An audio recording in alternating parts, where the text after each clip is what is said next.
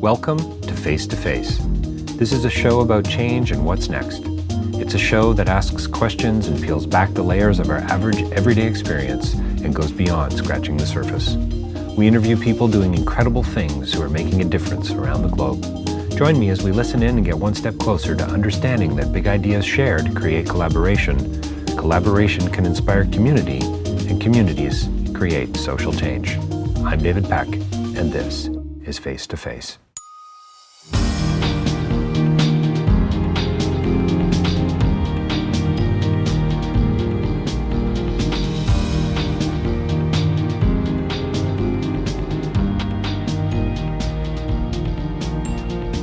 My next interview is with Kevan Funk. He's a Canadian filmmaker, and we are talking today about his new film, Hello, Destroyer, that's going to be at the Lightbox on March the 10th. You're going to have to get out and see this film. I'm not sure how long it's going to be there for, but Canadian Screen Award nominations for Best Motion Picture, Achievement in Direction, Original Screenplay, Performance by an Actor in a leading role, and it's a great film. It's a compelling film. It's nuanced and subtle and layered, and it's interesting, and it's about hockey, and it's about a Canadian institution, and I'll put institution in italics.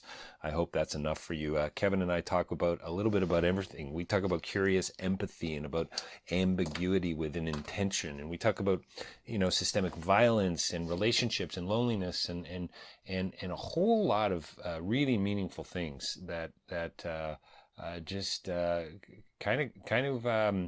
really compelling, and sadly the conversation ended all too quickly, and I hope you feel the same way, and I'm looking forward to part two with Kevan. So stay tuned. Kevan Funk coming right up. davidpecklive.com for more information about my own podcasting, my writing, and my public speaking. You can also help me and support what I do here at Face2Face by donating through patreon.com.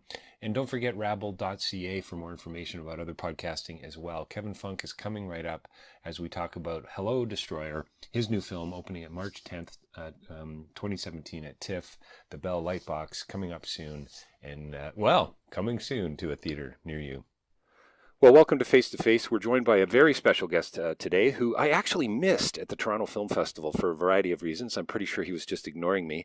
But we have a Canadian filmmaker here this morning with us to talk about his film, Hello, Destroyer. Kevan Funk is with us here on an early Tuesday morning in Toronto. Kevan, thanks for your time today. Hey, my pleasure. Thanks so much for inviting me to chat about the film. So are you still buzzing from TIFF, or have you come down from that at least? Oh, I mean, at this point, TIFF feels like a couple of years ago. I bet it does. Yeah. Yeah, I mean, it was wonderful. It was a strange experience, to be honest. Being there with a film, like a first film, a first feature film, yes, is very different. Like, I've been at TIFF 4 times with short films previous to this. And short filmmaking at a festival is pretty great because you just need to make sure you show up sort of, sober and coherent to your Q&As, and that's about the only I think responsibility. So you get to see a lot more films. You get to just sort of indulge in everything that a festival is. The experience with the film is with a feature. There's just so many more obligations in terms of just the business side of things, right, which is good, and, right, and sure, it's nice that you're in demand, and I still love the festival world just because it still is the only venue where you get to do things like Q&As and you get to actually talk about the film, and that sort of stuff I love. Which has got to be pretty exciting for a filmmaker like you. I mean, clearly, you don't have to go too deep into your bio on the website to get a sense for your commitment and passion to not only telling a great narrative story that you're drawn to, but to also peeling back a few layers. Yeah, I mean, I think that I've always been super interested in storytelling that's really rooted in strong sort of conceptual and thematic ideas, and that being something that really drives narrative for me. So yeah, I'm someone just even in terms of the way I approach story, it's more operating from a thematic interest or some sort of cultural critique, or something like that. I mean, I've talked about this before, but when I sit down to write a script, generally, the character, with this film, it's a very intense sort of intimate character study. But when I start writing a film, generally everything I've written works this way. I don't know if it will forever, but for now it's how I operate. So the character is very much sort of a means to an end in terms of like this tool that helps motivate or move forward the ideas that I'm really interested in. And I'm not someone who starts with like, oh, I think this is an interesting character. I want to explore what their lives are. Right. That gets filled in afterwards. And I don't want to like discount that element of it. I think a sense of like authenticity and, capital T truth in your character is really important. But that's something that I fill in afterwards. I think, in some ways, characters start as a device of exploration in terms of moving through these larger themes that I'm much more interested in generally. So just before we go deep into some of the films, so are the two criteria for being a great Canadian filmmaker sobriety and coherence? Are those the two things?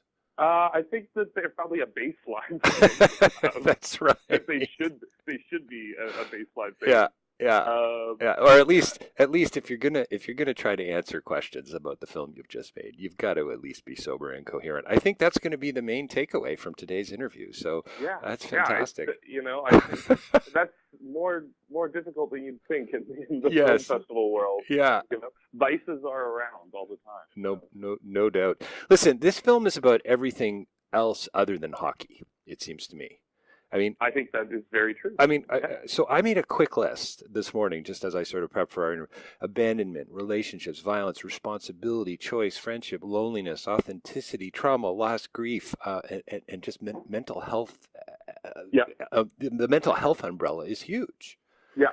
And yet you've told it in I was going to say a uniquely Canadian way. I'm not sure it's all that unique in a Canadian sense. I think as a filmmaker it is, but I just, as I watched it, I just wondered, does hockey really make us that Canadian? But anyway, I'm fascinated, and Kevan, congratulations on a beautiful and compelling and tragic film that needs to be seen. Well, thank you. Yeah, I mean, I just drew me in from the get-go. I played hockey as a kid. I saw a little bit of what's going on in the film, I suppose, from a narrative perspective. But I'll tell you what, I've definitely been touched by, as you said earlier, that overarching sense of concept, theme, and ideas. Mm-hmm. Yeah, I mean, for me, even the hockey element is, I mean, you're spot on in terms of the way you're reading it and that sort of thing. For me, the hockey element is fairly superficial, and it's certainly a red herring to a large degree. There's also a sort of cheekiness to it. I was going to use the F word, but I won't. But there is this sort of like F you to the sort of idea of the stereotypical English Canadian film, and it's something I feel very strongly about. I've sort of spoken on this before, of just this sort of the way we've sort of pigeonholed English Canadian cinema into this specific idea of what we think it is, which is something that I think has hurt English Canadian cinema for a long time, and it's usually something that's dominated by either really boring, outdated stereotypes or just an absolute lack of identity in terms of just like stripping away any elements that are Canadian so that we can sort of masquerade as being American. And I think that is super problematic for a number of reasons, most notably in terms of just film being an important element of culture to help us understand and reflect our own identity and think about it. So there's this part that is a bit tongue-in-cheek about setting it in the hockey world. I mean, the thing is, the film depends on having a large, powerful cultural institution at its core. Sure. And so hockey serves that purpose very well.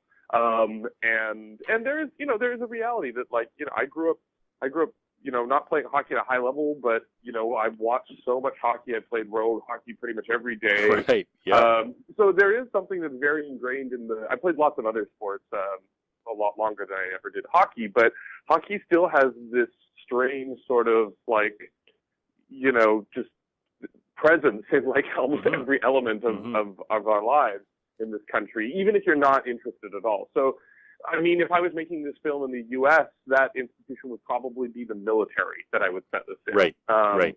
And to be honest, the film and the structure and a lot of the issues probably have more to do with military culture than it does even hockey culture. But that being said, too, like it was still very important to me to have the hockey elements be very real and very true, and a lot of them are taken from my own experience with sports teams. I played more like rugby and basketball right. and that sort of thing. But I did want it to be true. And one thing that I have found fascinating in that, like, your sort of reading, which is like very much my intention, is generally what you know, I think sort of the festival type, more like art house cinema viewer takes from this film or finds in this film. But one of the things that was like, I have to say, a fair bit surprising even for me was seeing some of the reactions at screenings we've had at TIFF or other places where people did come to this film with no real knowledge of it other than the hockey element right. and hockey parents and those type of things, and them having a very moving experience. Yes. And sometimes it was like uncomfortable or disquieting a bit, but not always. Like, I think that one of the fears our team had coming into this was they were worried that, like, this was going to be a film that the hockey community hated and blah, blah, blah. Right.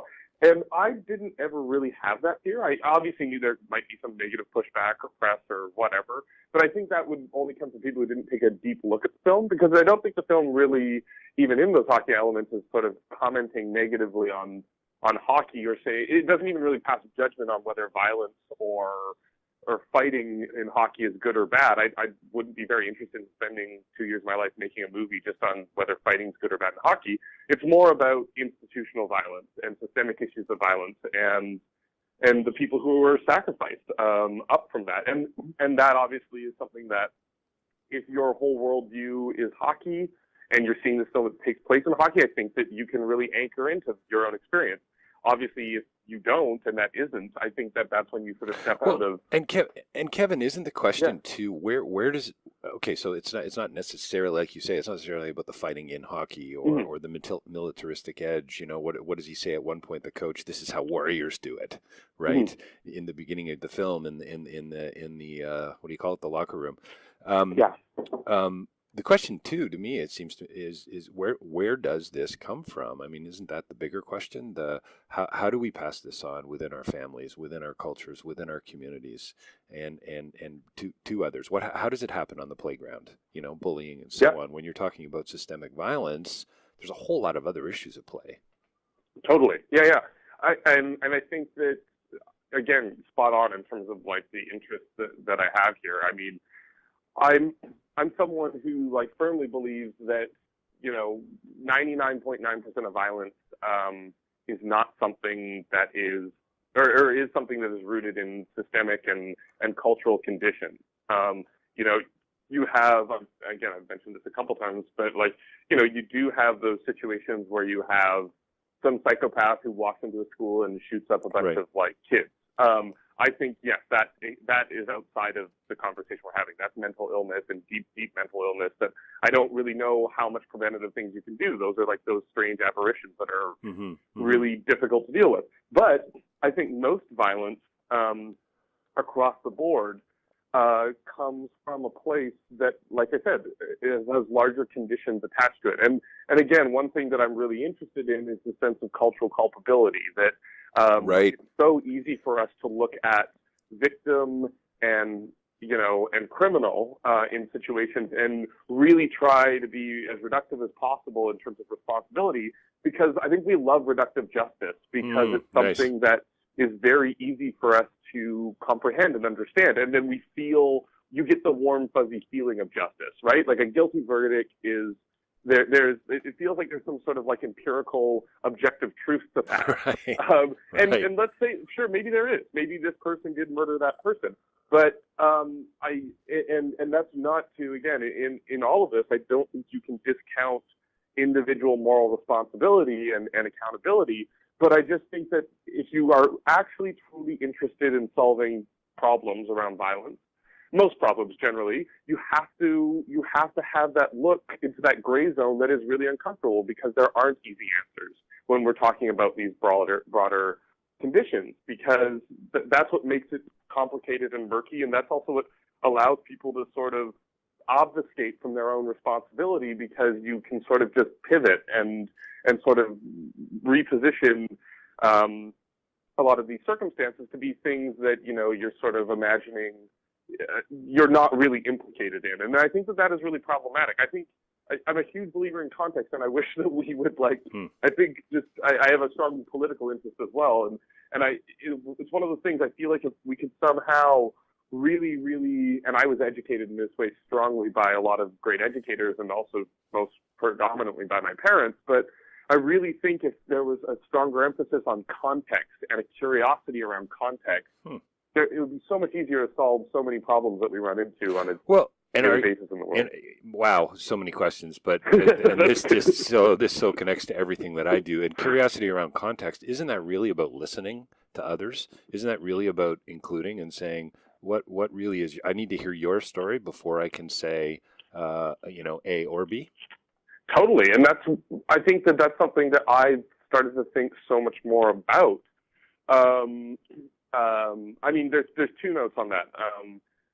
One more personal one and one more related to the film, and I'll go the one with the film first, which is in terms of that idea of listening, like listening and the sense of communication or lack thereof is actually the true villain in the film. Like that is. Well, I want to go to the whole notion of silence as the violence. I mean, you use silence in so many ways in the film. You use it beautifully. You use it in a meditative way. It's relational. It's anti-relational. I mean, it's just the blocking, the cinematography, even for the love.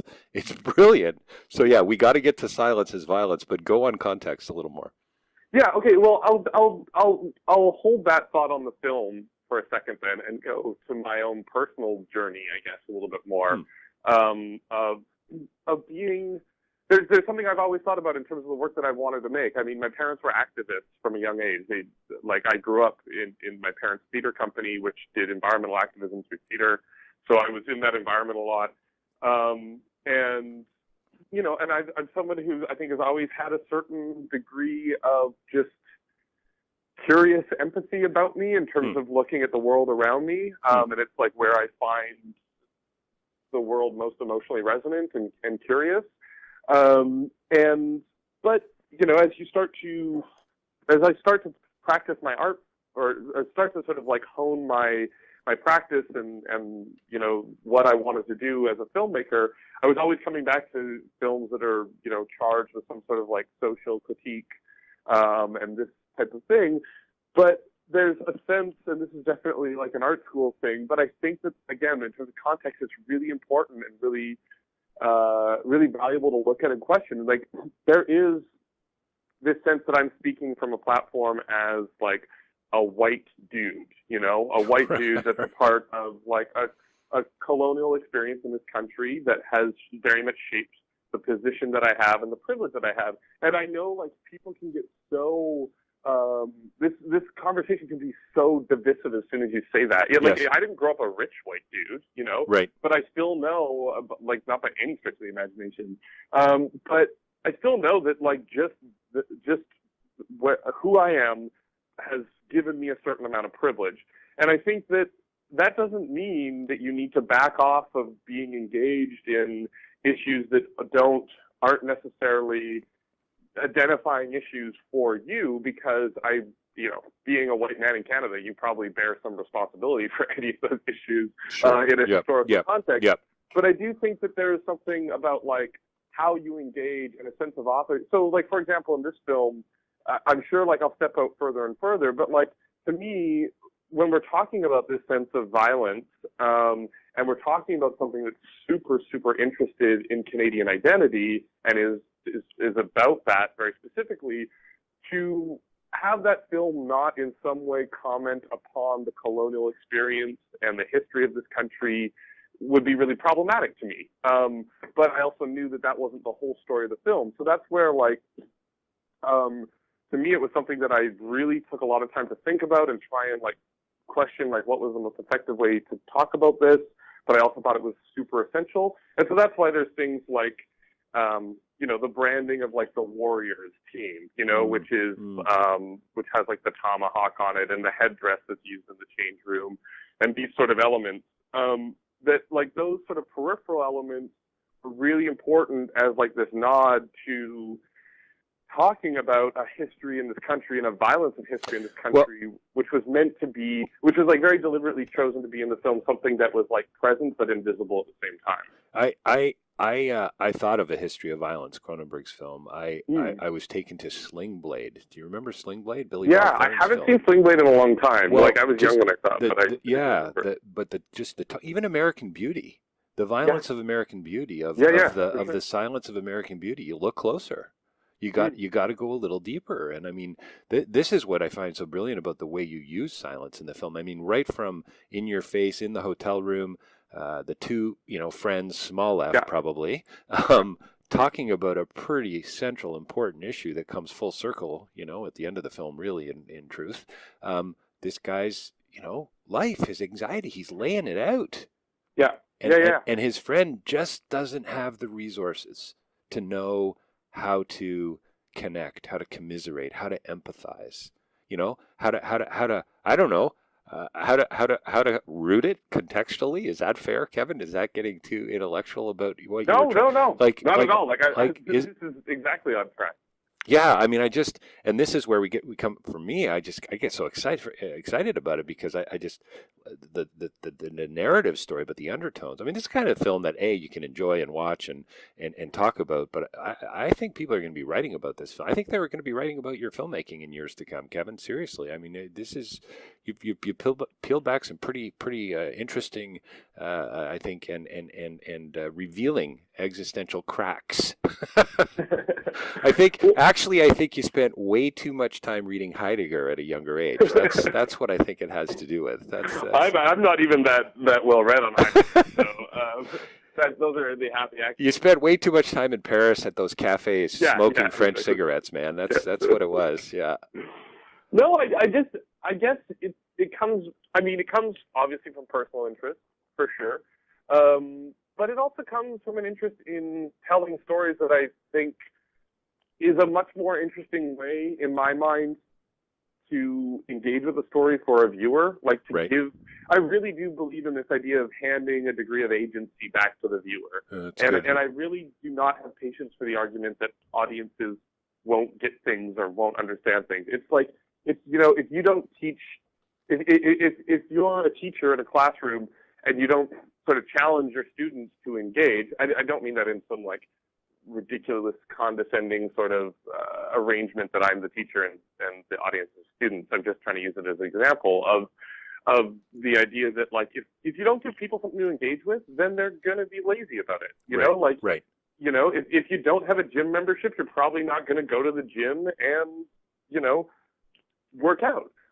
And so I think that like one core governing principle for me in terms of storytelling is that like I think that curiosity and problem solving is just an innate human quality. I mean, that's why we are where we are today.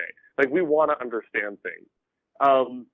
And so I think that, you can also take that too far and I think be pretentious and make things so difficult that they frustrate people and they can't understand it, and that's where the frustration comes.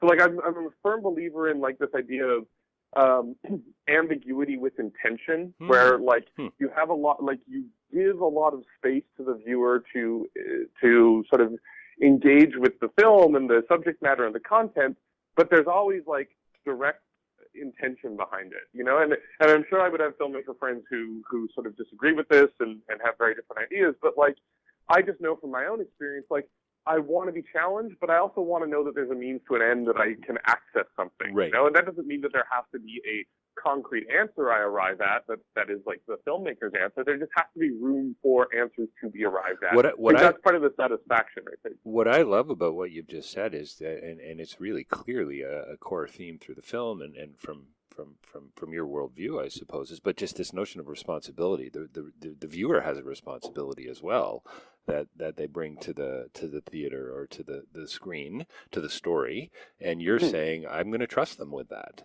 Right? Yeah. No, it's something I really believe in. So we cut to a scene near the beginning of the film. I think the coach is freaking out in the locker room. Disturbing, frankly. I've never been through that. I mean, I think I've seen a few angry coaches in my day. Probably more angry parents in a sports setting. But I will admit that scene, like, I was worried it was overly dramatic, and then I started doing like my research in terms of watching some, because I've had coach rants, not quite that level, but I was even watching some like AHL and stuff, like mini series that they had, and it was like, as soon as I started watching that, I thought what I'd written in was like too weak. Like it wasn't extreme enough. So do you remember that crazy drill sergeant in Full Metal Jacket? Oh yeah, well, for sure. That's what I went to. Yeah, that insanity. That's definitely an influence. The insanity, sure. the humiliation of it. Yeah. And then you beautifully cut to that wide shot of it. Looks like everybody's got their heads bowed and they're all praying. It's beautiful, the juxtaposition there. I just love it. But anyway, so he says everyone has a role and everyone has a responsibility. And he's talking about the game, right? Like you abandoned your players out there. You know, what are you guys doing? You got to get in the corners. And then basically proceeds to completely abandon his own responsibility. And if the film now becomes about culpability, moral culpability, and actually getting involved, and instead, what does everybody do right to near the end of the film, and the courtroom scene is so beautiful. It's just one person after another washing their hands of any kind of relational connectivity or relational responsibility. It's quite disturbing. Yeah, no, and I mean I think like that really comes from, again, like the type of injustice that drives me the craziest is this sort of injustice. Yeah. And Kevan, and do you think it's widespread? Is this happening? Is this happening in the back rooms of your local Walmart? Is this happening at Tim Hortons training that's going on, management training? Is this happening at and I'm not pointing my finger at anybody in particular. I guess what I'm saying is just how systemic is this in Canadian society? Or maybe even let's go global. Is this a problem of the human condition? Yeah, like I wouldn't say it in a way that is, I wouldn't frame it in any way that seems like conspiratorial or anything. I think it's a human condition thing. Like I really do think it's a human condition thing. It's a self-serving element of human condition. And there's a part of the voice of all those characters who abandon him that is rooted in reason that I can understand. Like justification. Like I couldn't write any of those scenes if I thought that I was painting characters as just villains. You know, like when the the billet dad comes down and tells him he has to leave, and is sort of like graciously saying like, "Oh, you don't have to leave right away. You have to leave tomorrow." Which nice. like one of my I find very funny. Even though it's like a horrible scene. But like I can justify Bill's position there, like from his perspective. And again, this is like a context thing of like, if I'm in his position and his perspective, I can understand what he's doing. Do I think that is then right? No, I don't think that that's right for the situation. But again, this is where it loops back around to me to context. I think because Jared's character, Jared is our lead actor, Tyson. But Tyson is doing that. Tyson is listening and sort of understanding. Maybe it's a bit more just acceptance, but I feel like he is sort of listening in that scene and understanding, whereas it's completely one way. Like there is no, I mean, part of Tyson's struggle is that he has no really ability to articulate himself other than through violence, and that's why there is this long pattern of violence throughout the film where even if that's violence enacted on others or objects or himself, like when he's asking for help, the only way he knows how to articulate himself is through violence. So, he doesn't really have the tools, certainly in that scene, to really communicate, but that's part of the problem, is this one-way conversation. And yeah, I generally, I think if you look around the world, again, I think a lot of our deepest problems have to do with an inability to accept responsibility. And I would look at that even in my own personal life. It's a hard thing to challenge yourself to admit when you're wrong, or admit, I think even more than when you're wrong, admit when you're a part of the problem. I Right. think that if we aren't solely the problem, or if there's ways to look at how other people maybe bear more responsibility, we defer to that often as our choice, because again, that puts us in a place where we have like this agency of judgment, which is this practical tool to create a space, like a sort of protective space around ourselves.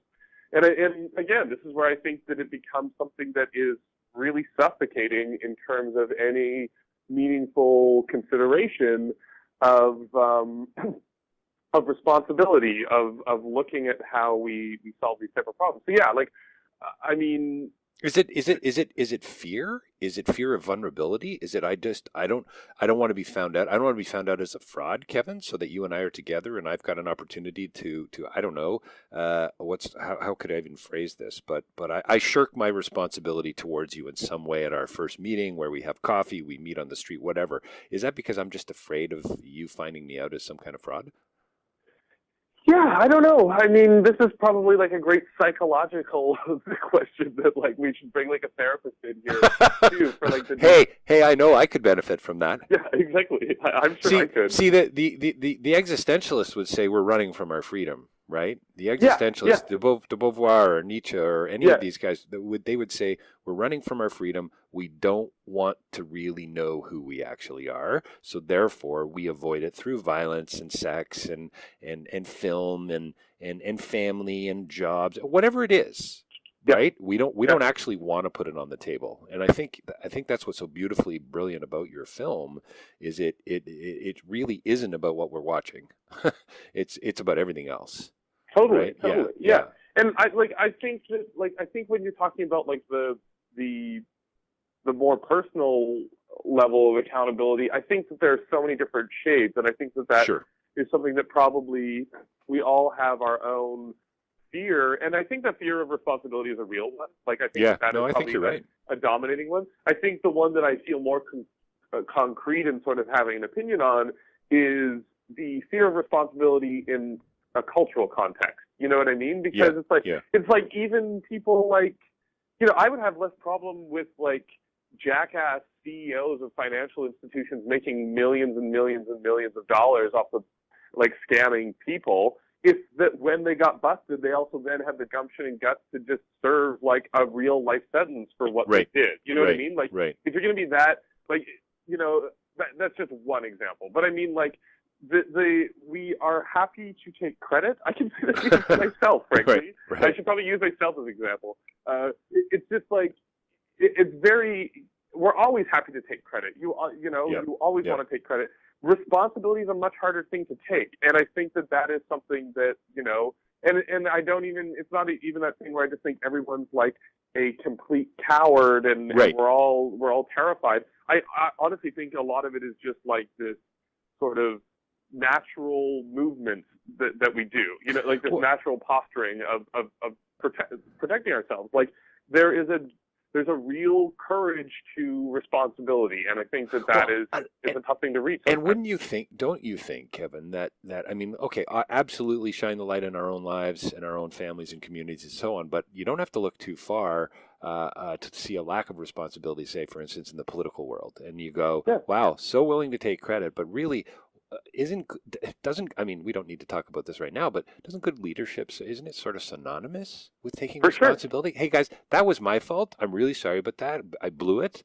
Here's why. But let's stand up again and get back at it. And I think Canadians, I think people would resonate with that for the most part. I firmly believe that is one of like the main failings in politics is just like this fear of responsibility, is thinking that it's going to have negative impact, and maybe it has a negative impact for a certain degree. But I agree with you. I think that people appreciate that, and like, I mean, politics is an easy one to talk about just because it's we all know that game, and it's so entrenched culturally. But like, to me, one that's way more interesting that, again, I sort of touched on earlier, that I'm really interested in is cultural responsibility in this country for colonial history. Like, well, now you're talking. Now you're talking about collective memory, and now you're talking about shared memory. And and this is where hockey is so interesting from a Canadian perspective, and also I would think intensely and deeply political as well.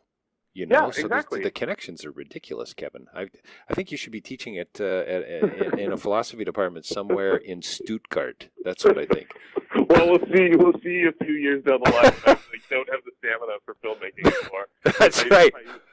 Hey, listen. Sadly, we've got to wrap it up soon because I know you've got a couple of things you got to get to. I think, yes, but I do. Can we just? There seemed to be almost a throwaway line by the coach. And I want to know if it was a throwaway line or not. And he said something about, he's kind of reprimanding them and yet also trying to, build them up, the team. And he says something about, or wherever you guys get your history from now these days. Mm-hmm. And I love that line. I mean, and it's a nice little segue from shared memory and responsibility culturally and as Canadians, to the bigger picture with all that's going on right now with First Nations and communities and so on. How intentionally ambiguous was that? Oh, that was fully intentional. There's pretty much nothing in the script that isn't written or isn't performed pretty much verbatim to the right, except for probably my favorite scene, which is in the trailer with Joe and Jared. Joe Buffalo is one of the actors who plays the character Eric, and he talks about his story with Wayne Gretzky and that kind of. Right. Those stories are like from Joe's actual life, and I wrote them. They're changed a bit, like I wrote them, but I had Joe sort of tell them as his stories, which he does a great, amazing job of. But yeah, that other stuff, like those type of. I'm glad it feels throwaway. If it feels throwaway, then it feels natural. Right. I'm yeah, totally. That. And that's the whole intention. But yeah, like that.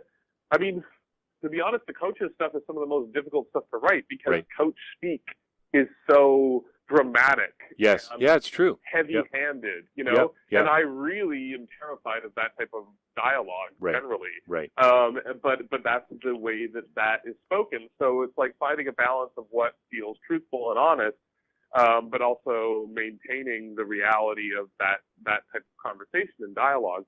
So yeah, it was.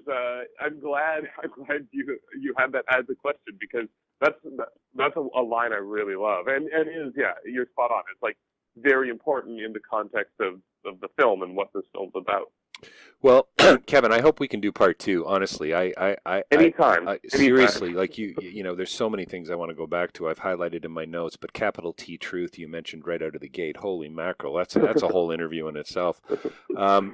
Kevan and Funk has been with us today. The film opens at TIFF Bell Lightbox on March 10th. And hey, we didn't even talk about all the nominations: the Canadian Screen Awards, Best Motion Picture, Achievement in Direction, Original Screenplay, and Performance by an Actor in a Leading Role. Congratulations, man! I know. I'm bad at the press stuff. I realize I didn't say the date once. March 10th. Well, we're gonna pump it up for you as best we can, and thanks again for a great conversation and a beautiful film that I hope everybody sees. Well, thank you so much for the conversation. It was wonderful.